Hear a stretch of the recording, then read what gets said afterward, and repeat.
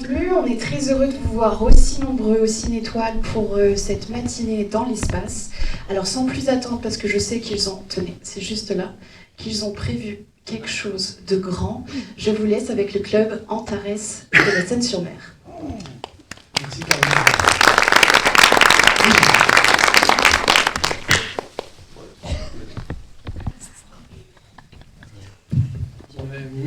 Merci Caroline, merci le cinéma de nous accueillir dans le cadre, si vous m'entendez bien, ça, dans le cadre de cette projection. Alors on a choisi, alors je suis Frédéric Capolino et Adrien Cognier qui est à mes côtés, on est le club Antares de la Seine-sur-Mer. On a trouvé pertinent d'intervenir pour cette projection Projet Dernière Chance, parce que Projet Dernière Chance, c'est l'adaptation d'un roman de Andy Weir. Andy Weir, ça doit vous parler parce que c'est le roman, c'est l'écrivain qui a écrit Seul sur Mars. Et donc, Projet Dernière Chance, c'est un roman qui a été publié il y a quelques années. Alors, on a lu le roman, on n'a pas lu le film. Donc, on va essayer de vous planter un petit peu le décor sur ce qui est en fait astrophysique, astronomie. Astrophysique, c'est un peu barbare. Astronomie par rapport à ce qui se passe dans le film. Alors, on est aussi l'étoile, et ça tombe bien parce qu'on va parler d'étoiles. Pas longtemps, mais on va parler d'étoiles. Alors, sur cette diapo, vous voyez, il y a plein d'étoiles. Il y a des bleues, des rouges, des blanches, des petites, des grosses, des jeunes, des vieilles. Les étoiles, moi j'aime dire souvent, c'est comme les humains. Il y en a de tout. Il y a de tout. On trouve de tout dans les étoiles, un peu comme nous les humains. Mais est-ce que vous savez vraiment qu'est-ce qu'une étoile? Vous allez me dire, c'est un point qui brille dans le ciel. En fait, qu'est-ce qu'une étoile? Une étoile, ça c'est la modélisation d'étoile Antares, c'est le plus sympa. Une étoile, c'est une énorme boule de gaz chaud qui émet sa propre lumière. Énorme boule de gaz chaud. Les étoiles, elles naissent, elles se développent, elles vivent, elles deviennent adultes, elles vieillissent et elles meurent. Un peu comme nous les humains. Les étoiles naissent dans des immenses nuages de gaz qu'on appelle des nébuleuses. Ici, c'est la nébuleuse de l'Aigle. Alors l'Aigle, vous devez le deviner là, comme ça. Si vous voyez le petit point rouge. Ça, c'est les fameux piliers de la création. C'est une image du télescope James Webb. Les étoiles naissent dans ces immenses nuages de gaz, en fait. Et une étoile, ça naît comme ça. Ça naît dans des nuages de gaz, les grandes nébuleuses qu'on vient de voir, qui sont de véritables pouponnières d'étoiles. À l'intérieur de ces nuages de gaz, il y a des zones qui deviennent un petit peu plus denses. Un peu comme les nuages quand la pluie se forme, en fait. Vous avez des zones un petit peu plus denses. Le gaz se comprime, on a une zone de densité, hop, une étoile se forme. Alors les planètes se forment en même temps qu'une étoile, dans un disque en fait, et un système planétaire est né. Alors une étoile, comment ça marche? Parce que c'est une énorme boule de gaz chaud, c'est ce qu'on vient de dire, mais en vérité, comment ça marche? Qui dit boule de gaz, une sphère en fait, on a des gaz qui restent confinés dans une sphère. Il y a un certain équilibre. Qui dit équilibre veut dire deux forces qui s'opposent. On a d'un côté la gravité, donc la sphère a tendance à se ratatiner sur elle-même. S'il n'y avait que la gravité, l'étoile s'effondrerait, mais ça c'est compensé par l'énergie qui est fabriquée au centre de l'étoile, qui fait une pression qui pousse vers l'extérieur. Donc on a la gravité qui pousse vers l'intérieur et les réactions au centre de l'étoile qui poussent vers l'extérieur. Et ça, c'est un équilibre quasi permanent dans une étoile. Une étoile, ça marche comme ça. Une étoile, l'étoile passe sa vie à lutter. C'est une lutte permanente et désespérée contre son propre poids. Comme nous, les humains aussi. Et les étoiles meurent. Elles meurent de différentes façons. Alors, je vous la fais courte, hein, parce qu'on pourrait passer des heures dessus. Mais les étoiles de masse très très importante meurent en supernova, ça forme des jolies nébuleuses, comme à gauche la nébuleuse du crâne, ça c'est une étoile qui a tué. Et des étoiles un peu plus modestes, un peu comme la nôtre, meurent un peu plus discrètement dans un dernier soupir en nébuleuse. Ici, la nébuleuse de l'anneau, si vous passez à l'observatoire cet été, on vous la montrera au télescope. En plus, on pourra vous la montrer en couleur cette année. Alors, je vais vous réveiller. Quelle est l'étoile la plus proche de nous? Le Soleil. Voilà le Soleil. Le Soleil pris à l'observatoire par Kim, qui est là. Alors, le Soleil, il est âgé de 4,6 milliards d'années. Le Soleil est à la moitié de sa vie. Il est énorme, il fait 109 fois la Terre, et il est très lourd, il fait 340 000 fois la masse de la Terre. À l'intérieur, il y a de l'hydrogène, de l'hélium. Il fait très chaud à la surface du Soleil, 5500 degrés, et si on avait la mauvaise idée d'aller au cœur du Soleil, il ferait 14 millions de degrés. Et la distance Terre-Soleil, c'est 150 millions de kilomètres.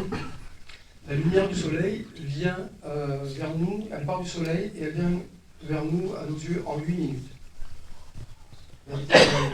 Et le Soleil, à l'échelle, contiendrait 97% de toute la masse du système solaire. Nous, on est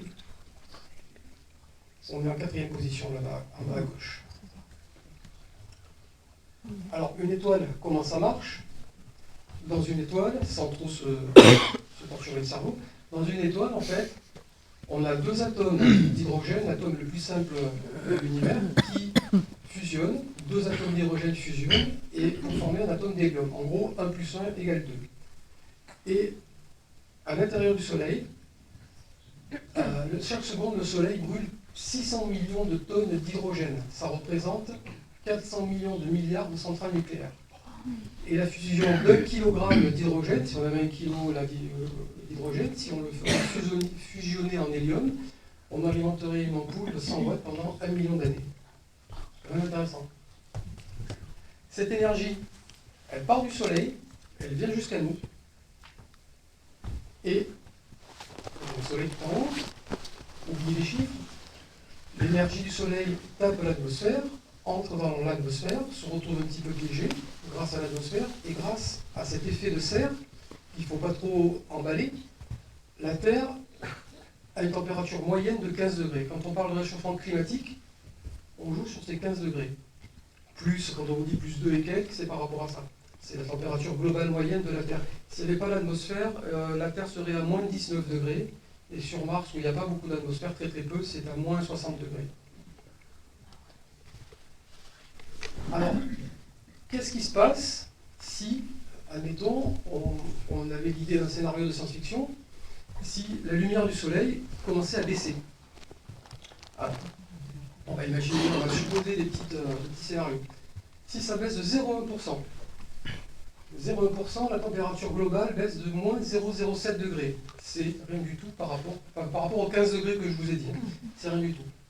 Ça, on le voit tous les 11 ans, c'est le cycle solaire. Là, vous avez en haut le nombre de taches solaires. On va pas se prendre la tête avec ça. Et ça, c'est les années. Donc, tous les 11 ans, on a un cycle du soleil. Ça augmente, ça diminue. En gros, la température varie de 0,07 degrés tous les 11 ans. Ça existe, c'est possible. Et c'est une cause interne au soleil. On peut s'amuser à se dire 1%, ça donne quoi? 1%, moins 0,7 degrés. Ça devient un petit peu plus compliqué. On aurait les glaces polaires qui s'étendraient un petit peu, l'atmosphère serait plus froide, les courants seraient modifiés, les hivers seraient beaucoup plus rigoureux, et on aurait ce qu'on appelle un petit âge glaciaire, une mini-période glaciaire. C'est déjà arrivé. Ça, c'est une peinture du Moyen-Âge, c'est en Belgique que les fleuves avaient gelé, etc. À Londres, la Tamise était gelée, c'est déjà arrivé. Mais ça, c'est pas une cause interne au Soleil. C'était dû au volcanisme, les poussières des volcans, les éruptions qu'il y avait eu ont bloqué la lumière et ça a refroidi, ça a bloqué les rayons du Soleil. Si on va un petit peu plus loin, on va pas aller trop loin, baisse de 2 à 3%, moins 2 degrés. Donc on sera à moins 13 global sur la Terre. Conséquence, vous imaginez, on aurait des calottes polaires qui s'étendraient vraiment jusqu'en Europe. C'est un peu comme ce qu'on a eu il y a plus de 10 000 ans, quand la mer était très très loin et que les hommes préhistoriques faisaient des peintures dans les grottes. Ça c'est possible, c'est dû au volcan, ou ça pourrait être dû à l'impact de l'astéroïde, et c'est déjà arrivé. Mais c'est toujours pas une cause interne au Soleil. Maintenant, on va se rapprocher de ce qui va arriver dans le film. Ça, on va un peu se mouiller. 10%, moins 7. On se retrouvait à plus 8 degrés. Là, c'est plus embêtant. Les océans gèlent, et on pourrait retrouver ce qu'on appelle une terre boule de neige. C'est déjà arrivé, il y a 700 millions d'années, mais c'est une combinaison de plusieurs phénomènes. CO2 dans l'atmosphère, orbite de la Terre, pas mal de phénomènes. C'est toujours pas une cause interne au Soleil. Le Soleil, comme on a vu tout à l'heure, il est à la moitié de sa vie. Il en a encore pour 5 milliards d'années, à peu près. Et son destin au Soleil, c'est de grossir. L'équilibre entre la fusion nucléaire et la gravité va se rompre petit à petit, va épuiser son carburant, et il va se transformer en géante rouge. Donc là, on n'est pas dans des scénarios de réchauffement, de refroidissement, pardon, mais plutôt dans un scénario de rechaleur. Et le Soleil va gonfler, il va atteindre l'orbite de la Terre, plus ou moins, on ne le sait pas trop. Et ce qui est sûr, c'est que l'avenir du Soleil, c'est ça, du point de vue astronomique. Qu'est-ce qui se passerait, puisqu'on est au cinéma, si d'un coup comme ça, on éteignait le Soleil? Oh, Thanos. Si on éteint d'un coup le Soleil comme ça, d'un coup, ah ben, pendant 10 millions d'années, les photons qui sont fabriqués à l'intérieur du Soleil continueraient à venir vers nous. Parce qu'un photon qui est fabriqué à l'intérieur du Soleil met 10 millions d'années à se frayer un passage dans le Soleil et à venir jusqu'à nous. 10 millions d'années, après il met 8 minutes pour venir jusqu'à nous. Donc si on éteint le Soleil, on est tranquille pendant 10 millions d'années. Le Soleil n'est pas seul dans son environnement. Je ne sais pas si vous le voyez, il est là. Ça, c'est les étoiles les plus proches, dans un rayon de à peu près 20 années-lumière. Et pour passer la parole à Adrien, si on voulait par exemple aller de notre étoile, là, admettons au hasard, celle-là, Poseti, 12,5 années-lumière. Comment on fait? Merci. Évidemment, Poseti, il ne l'a pas prise au hasard, parce que Poseti, c'est l'étoile qui est mise dans le scénario du film, qu'on n'a pas vu, hein, je rappelle. Nous, on se base sur ce qu'on a lu dans le bouquin, donc en espérant que ça ne s'éloigne pas trop de la réalité. Donc maintenant, ce qu'on va faire, c'est, on va faire comme on a fait l'an dernier. J'aime bien comparer les éléments fictifs d'un scénario de science-fiction avec ce que la physique nous dit pour de vrai. Dans le cas de Projet à la chance, l'idée c'est de devoir voyager entre les étoiles, donc le voyage interstellaire. On pourrait représenter avec donc, le manuel du voyage interstellaire.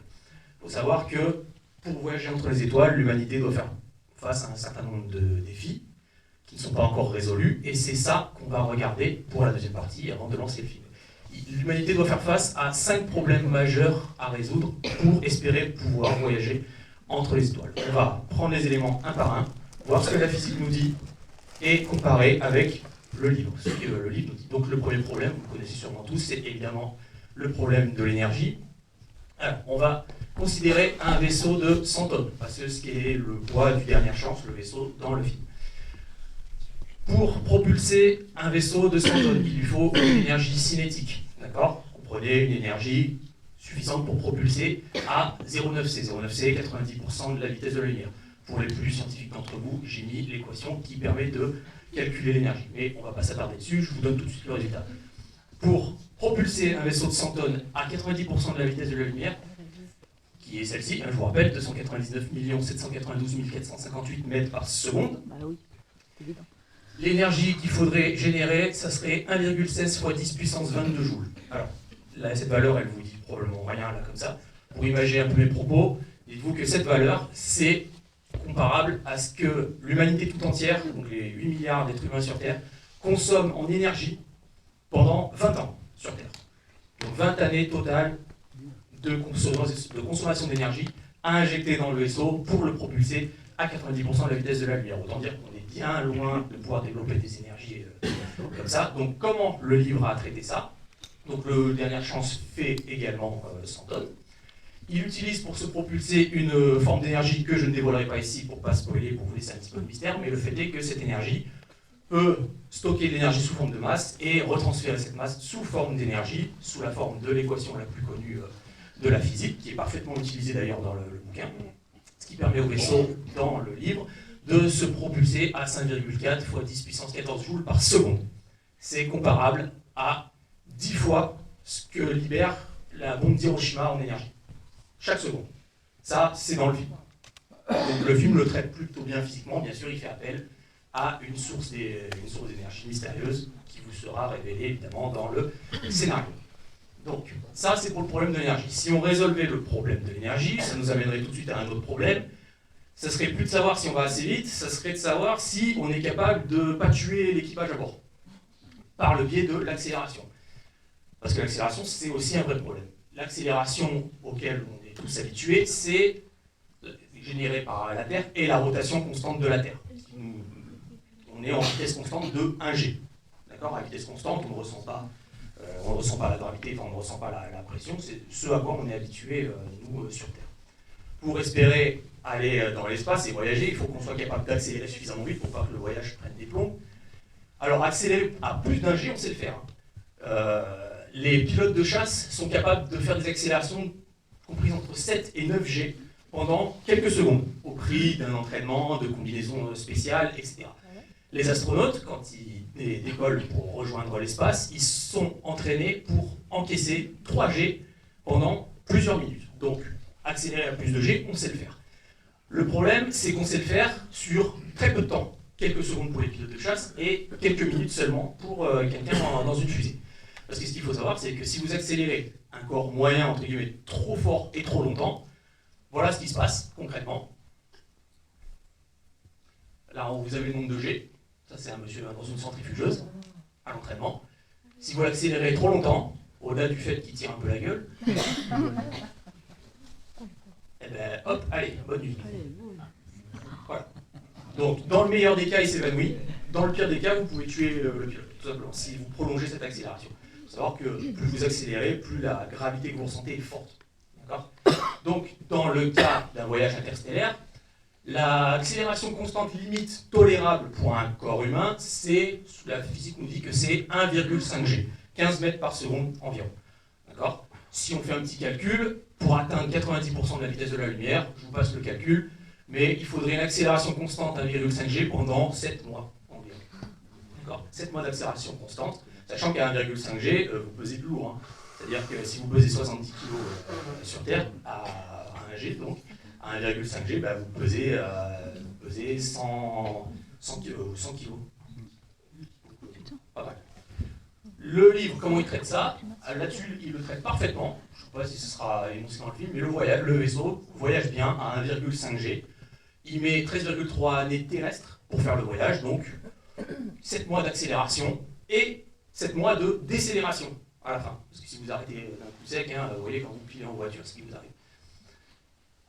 Ça étant réglé, on a le troisième problème qui est beaucoup plus fondamental. Celui-là, c'est la vitesse à laquelle on va pouvoir se déplacer. C'est la limite C, c'est quand on est la célérité, la vitesse de la lumière. La vitesse de la lumière, c'est celle-là, je vous l'ai dit tout à l'heure, 299 792 km par seconde. Pour les besoins de la démonstration, on va l'arrondir à 300 000 km par seconde pour que vous puissiez comprendre mon propos. Parce que l'idée, c'est que si on veut voyager entre étoiles, on doit être capable, comme dans le scénario, de propulser un vaisseau très rapidement. On a vu, pour 90% de la vitesse de la lumière, on l'a vu tout à l'heure, c'est 20 fois l'énergie consommée par l'humanité tout entière sur Terre. Alors on va en profiter pour tordre le cou un petit peu à une vieille idée reçue de la science-fiction, qui nous dit que on pourrait théoriquement propulser un vaisseau à la vitesse de la lumière, voire plus vite que la lumière, comme dans Star Wars et compagnie. On va augmenter les échelles d'énergie pour voir où ça nous mène. On va plus que doubler la consommation d'énergie, on va la faire passer à 50 fois l'énergie de toute l'humanité sur Terre. On propulse le vaisseau à 285 000 km par seconde. D'accord ? Sachant qu'on n'est que dans les 10 derniers pourcents là. On va encore plus exagérer, on va mettre 800 fois l'énergie que l'humanité consomme sur Terre. 297 000 km par seconde. Donc là, vous comprenez que chaque palier qu'on franchit dans le dernier pourcent demande une énergie qui est invraisemblable. On continue la démonstration, juste pour que vous compreniez. 5 minutes de l'énergie totale du Soleil. Des millions de joules. 299 700 km/s. On va passer dans l'absurde. On va mettre toute l'énergie du Soleil pendant ces 10 milliards d'années. Ça vous propulserait à 299 999,7 km/s.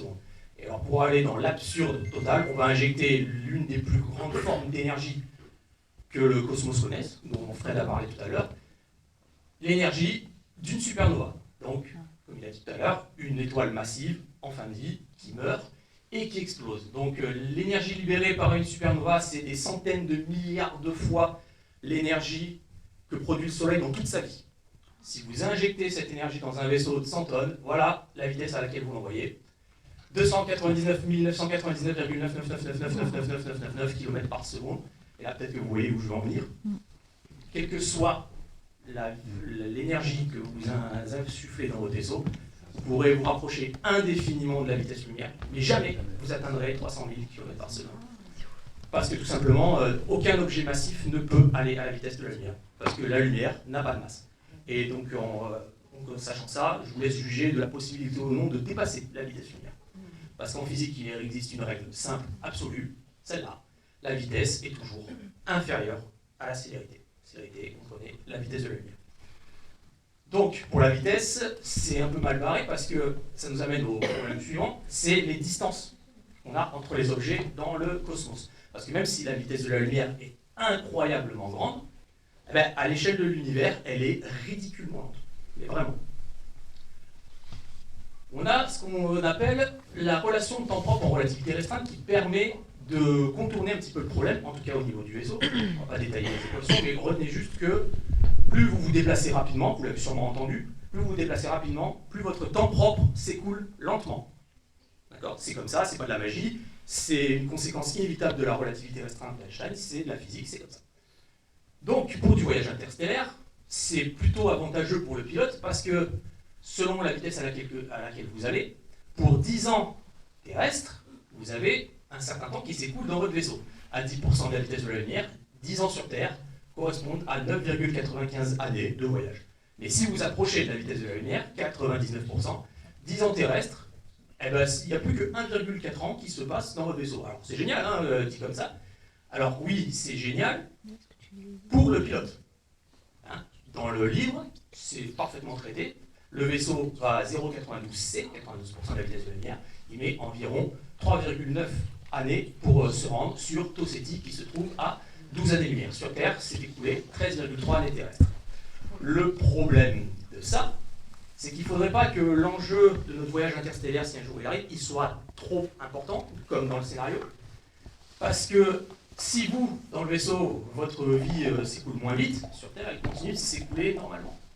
Dans le scénario, il calcule que Tau Ceti est à 12 années-lumière, et si on est un peu tatillon, on pourrait se dire que c'est quand même un sacré coup de bol que parmi les milliards d'étoiles de la Voie lactée, l'étoile qui peut résoudre tous nos problèmes, elle se trouve qu'à 12 années-lumière.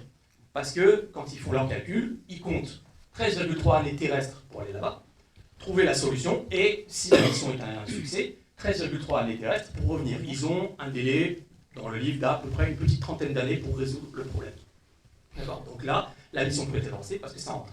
Mais il aurait suffi que l'étoile elle soit ne serait-ce que 2 fois plus loin, 24 années-lumière, le voyage aller, 26,7 années terrestres. Donc pour le voyage retour, cumulé 53,4 années terrestres. Et autant dire que dans les délais qui sont donnés par le film, bah, c'est simple, c'est beaucoup trop long. Il n'y aurait même pas eu de mission, ils auraient juste dû accepter leur sort, que la Terre finirait par se geler complètement. Échec de la mission. Donc ça, c'est pour le problème des distances, qui nous amène maintenant au dernier problème pour conclure. Plus concret, celui-là, c'est le problème des collisions. Alors, si vous êtes un peu familier du système solaire et de l'astronomie, le système solaire, vous savez qu'il n'est pas vide, il est même bien rempli, hein, entre les planètes, les satellites, et notamment les 2 ceintures principales, la ceinture d'astéroïdes, et un peu plus loin dans le système solaire, la ceinture de Kuiper. Et si on dézoome encore, on a le nuage de Oort, un immense amas de glace et de poussière et de petits cailloux qui englobent tout le système solaire. Alors, évidemment, quand je vous parle de collision, immédiatement vous faites le lien, effectivement, traverser un champ d'astéroïdes, c'est prendre le risque de se prendre un astéroïde dans la tronche. Mais en fait, non, parce qu'on va en profiter pour casser un peu ce mythe, parce que la science-fiction nous a toujours habitués, quand on parle de champ d'astéroïdes, nous a toujours habitués à ça. On l'a vu dans Star Wars, dans plein d'autres, où voilà, les vaisseaux slalom entre les rochers, etc. Mais il faut savoir, ça vous le saurez, que les distances dans l'univers, elles sont tellement colossalement grandes que vous pourriez traverser la ceinture d'astéroïdes en ligne droite, en fermant les yeux, vous avez 99,9% de chances de rien toucher. Vous pouvez traverser la ceinture, et plus c'est étendu, moins il y a de chances. Donc la ceinture d'astéroïdes, c'est la plus serrée. La ceinture de Kuiper, même pas j'en parle. Et au-delà du système solaire, entre deux étoiles, il n'y a plus rien. Donc là, vous allez me dire, c'est quoi le problème alors? Le problème, c'est que, je vous rappelle, vous voyagez à vitesse relativiste. Donc proche de la vitesse de la lumière. Et si la Voie lactée, elle est, on va dire, dépourvue entre les étoiles d'objets, elle n'est pas dépourvue pour autant de poussière. Beaucoup de poussière dans l'univers. Alors, encore une fois, oui, et alors?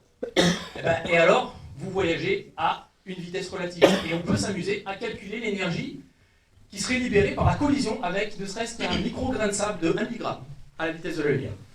Sachant qu'à cette vitesse, si vous frappez ne serait-ce qu'un truc aussi insignifiant que ça,